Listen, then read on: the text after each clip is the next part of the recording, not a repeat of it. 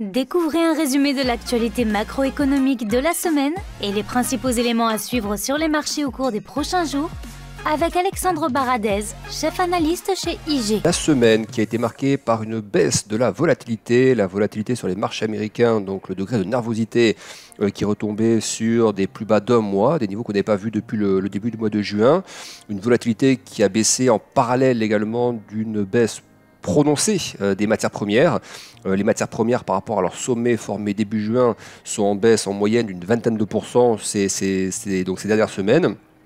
Alors sur deux éléments, d'un côté des éléments liés aux craintes de récession, on voit que c'est toujours un thème qui est présent aux États-Unis, avec notamment une révision des chiffres de croissance, en tout cas des estimations pour la croissance du deuxième trimestre qui sont négatives de la part de la Fed d'Atlanta. Donc d'un côté ces craintes liées à la récession, puis de l'autre côté aussi une forme de normalisation post-Covid. On sait que la Chine a déconfiné une large partie des villes qui étaient confinées, que s'il y a toujours des mesures strictes, on a un schéma de fonctionnement économique qui est un peu mieux reparti, qui est reparti depuis quelques semaines, avec une décongestion notamment dans les ports. Et donc finalement, les matières premières qui rebaissent, c'est à la fois le signe donc, de crainte de récession, mais aussi d'une normalisation de tout ce qui est schéma de production et transport au niveau mondial. Donc les taux, on en profitait pour se replier une partie de la semaine, même si ça rebondit par contre un petit peu sur les taux en cette fin de semaine, au moment où on enregistre le podcast, donc vendredi, juste après le rapport sur l'emploi. Aux États-Unis, on note un redressement des taux parce que les chiffres de l'emploi nous montrent quoi ? Eh bien, nous montrent que la situation reste toujours relativement tendue sur le front de l'emploi américain. Or, on sait que c'est un problème pour la Fed parce qu'un marché de l'emploi qui reste trop tendu, trop chaud, ça veut dire que les hausses de salaire persistent, et de salaire qui persistent, eh bien, ça veut dire que la boucle prix-salaire continue de fonctionner, et donc c'est un schéma qui est relativement inflationniste, ce contre quoi se bat la Fed et puis également les autres banques, notamment la Banque Centrale Européenne. Donc ça, c'est un élément que le marché est en train d'essayer d'évaluer, parce que finalement ce marché, les marchés actions, que ce soit en Europe ou aux États-Unis, ont connu une semaine, donc on le disait, un petit peu de détente. On a eu un rebond sur les marchés, une volatilité qui est un petit peu tombée, parce que le marché, effectivement, commence à se dire, tiens, si les matières premières commencent à baisser, même s'il y a une partie liée à crainte récessive, c'est quand même une détente des taux. Une détente des taux, donc ça veut dire que si les matières premières baissent, donc ce pic inflation est probablement en train d'être atteint. Et donc, effectivement, vous voyez les taux courts et les taux longs qui se replient un petit peu cette semaine, en signe que le marché peut commencer effectivement à intégrer l'hypothèse d'un pic inflation, vu, comme on l'a dit, que les matières premières sont repliées très sensiblement. Alors, l'inflation ne vient pas que des matières premières, mais elles ont quand même beaucoup contribué aux chiffres d'inflation ces derniers mois, et donc les voir baisser, c'est aussi annonciateur de chiffres d'inflation qui seront probablement plus intéressants et moins forts donc dans les mois à venir. Donc les marchés ont rebondi un petit peu là-dessus, mais en cette fin de semaine, ce rapport sur l'emploi, qu'est-ce qu'il nous dit aux États-Unis ? Il nous dit que le taux de chômage, il est resté stable à 3,6%, donc il ne s'est pas redressé, il n'y a pas eu moins de chômeurs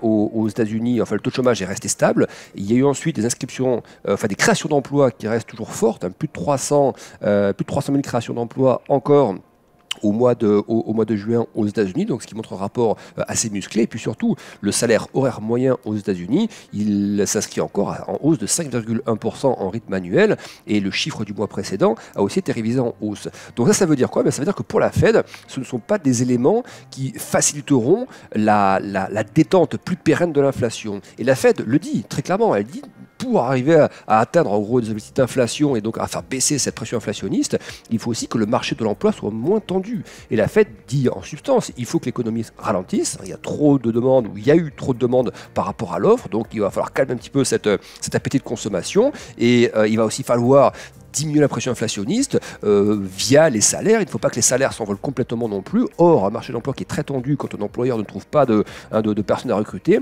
le réflexe va être de proposer des salaires plus élevés pour attirer du monde dans son entreprise. Et donc ça entretient ce mécanisme de hausse des salaires et donc de hausse des prix. Donc la Fed souhaite, et elle le dit d'ailleurs, un de ses membres qui s'appelle Raphaël Bostic, qui s'est exprimé juste après le rapport sur l'emploi, il dit que les données du rapport du rapport sur l'emploi montre un ralentissement, mais qui est trop léger pour l'instant, et qu'il faudra donc assister à des ralentissements plus forts que ça, et donc il reste favorable à des hausses de taux musclées de la part de la Fed, notamment encore une hausse de 0,75% à la réunion de juillet d'ici quelques jours. Et donc on en est dans cette situation où finalement le marché, cette semaine, qui se satisfaisait quand même de voir ses taux un petit peu se replier, puis ses matières premières, même si elles ont un peu rebondi en fin de semaine, qui a rebondi une partie de la semaine, désormais on voit que vendredi les cogite un petit peu sur cet après-rapport sur l'emploi parce qu'il se dit, eh bien, c'est peut-être la porte ouverte encore à des hausses de taux assez musclées de la Fed. Et donc, c'est toujours, ça veut dire durcissement des conditions financières, des conditions de crédit, etc.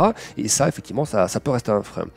Le marché est quand même un peu moins épidermique malgré tout. C'est-à-dire qu'on sent quand même qu'il a purgé une bonne partie des mauvaises nouvelles. Les mauvaises nouvelles, on rappelle, c'était quoi? C'était donc cette inflation très très forte. On vient d'expliquer que, par exemple, sur l'inflation PCE aux États-Unis, donc l'inflation core, qui est hors alimentation, hors énergie, on a déjà depuis 2 à 3 mois un ralentissement qui est en train de s'opérer. Alors qui n'est pas massif comme ralentissement, mais qui donne quand même le sentiment que si on enlève la partie énergie et alimentation, eh bien on a déjà atteint ce pic inflation aux États-Unis. Donc ça, c'était une des craintes qui commence progressivement à diminuer normalement ou en tout cas qui commence à être intégré plutôt sur les marchés financiers. Le dollar a beaucoup grimpé, les marchés actions ont bien corrigé. Les taux souverains, le 10 ans américain a beaucoup grimpé, et puis on a vu, le taux 10 ans américain, il était au mois de juin à 3,5%, il est retombé courant de la semaine aux alentours de 2,75%, et là en fin de semaine, notamment après ce rapport sur l'emploi, il repasse au-dessus de 3%. Donc on voit que le marché a quand même intégrer une partie des mauvaises nouvelles sur ce risque inflationniste. Sur la géopolitique, ça reste l'élément le plus dur à prévoir parce qu'il n'y a aucune visibilité là-dessus évidemment. Et puis le troisième risque était le risque macroéconomique en provenance de Chine par rapport à tous ces confinements. Et bien là, c'est en train de s'améliorer très concrètement en Chine. La Chine qui a d'ailleurs cette semaine des rumeurs qui laissent entendre, des sources en tout cas proches du gouvernement, qui indiquent que la Chine sera en train de mettre en place un plan de relance de 220 milliards de dollars qui se ferait donc notamment par l'émission d'obligations spéciales au niveau des gouvernements locaux pour soutenir la partie infrastructure. Donc 220 milliards de dollars, c'est l'équivalent de 1,5% du PIB chinois, ce qui n'est pas monumental, mais ce qui est quand même une mesure de soutien qui sera bienvenue dans une phase post-ralentissement économique en Chine. Donc on voit que le marché, en fait, il a du mal à aller plus bas pour l'instant parce que certains signaux, peut-être un peu de plafonnement sur les prix, l'inflation, les taux, etc., donnent peut-être envie aux investisseurs de commencer à prendre un petit peu de risques.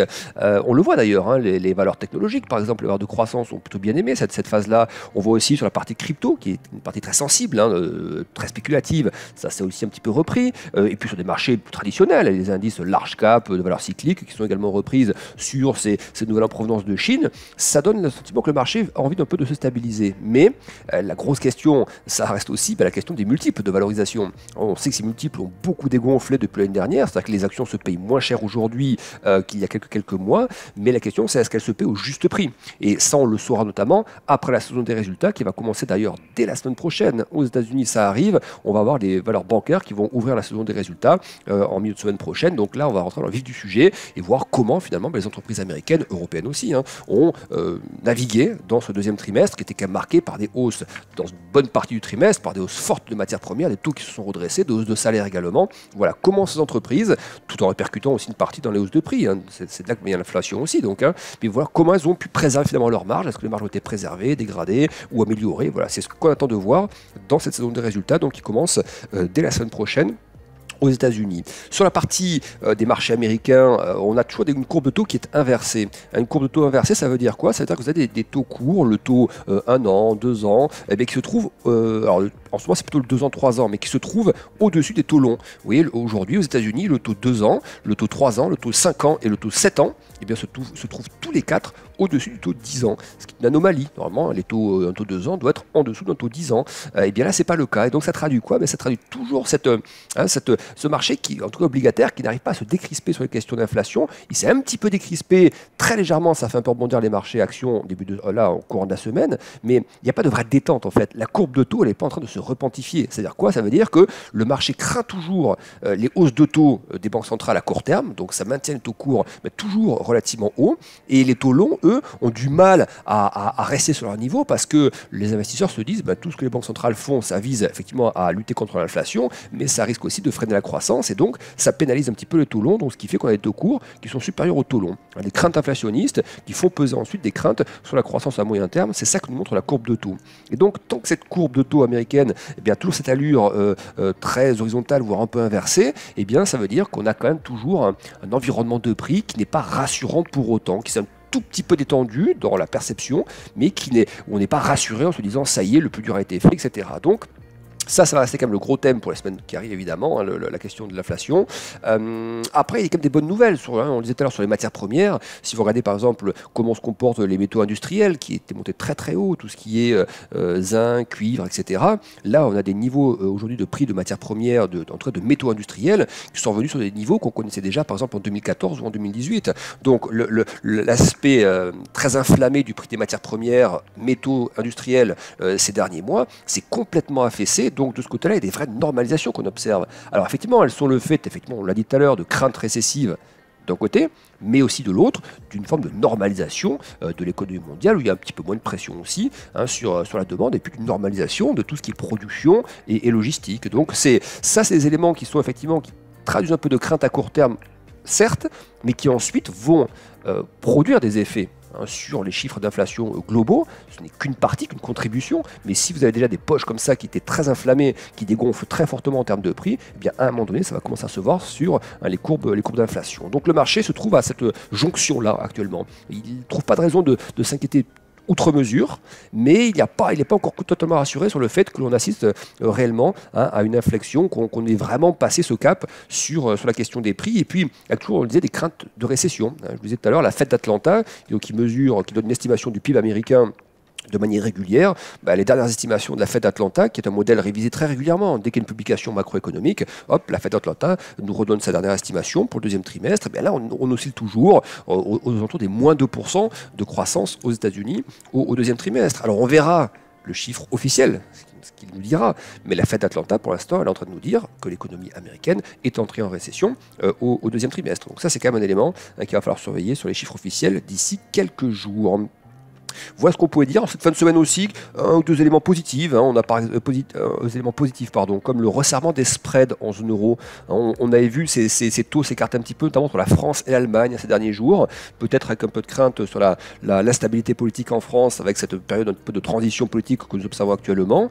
Ça avait fait s'écarter un petit peu les taux entre l'Allemagne et la France, notamment entre le Bund et l'OAT. Et là, on voit qu'en cette fin de semaine, ça s'est un petit peu resserré au niveau des spreads. Donc c'est plutôt une nouvelle intéressante, avec toujours en toile de fond aussi ces instruments que développe la Banque Centrale Européenne pour lutter justement, pour faire en sorte qu'il n'y ait pas d'écartement trop fort des taux en zone euro, aussi lié à la normalisation de la politique monétaire qui donc est moins soutenante. Mais il n'y a plus d'achat d'actifs désormais de la BCE sur les emprunts d'État de la zone euro. Donc effectivement, ça fait peser aussi un changement et les écartements de taux venaient aussi un petit peu de ça. Donc finalement, là, ça c'est plutôt pas mal de voir les spreads se resserrer un petit peu.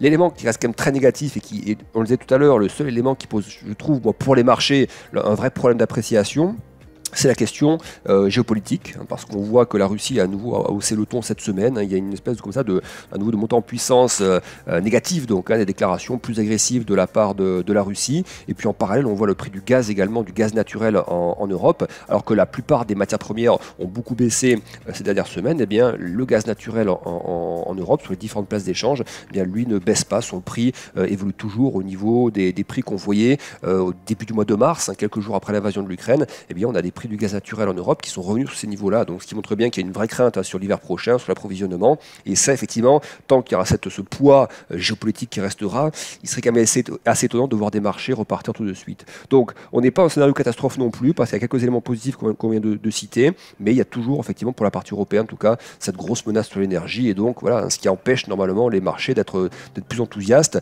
même si une partie des risques qu'on vient de citer a quand même été intégrée par les marchés.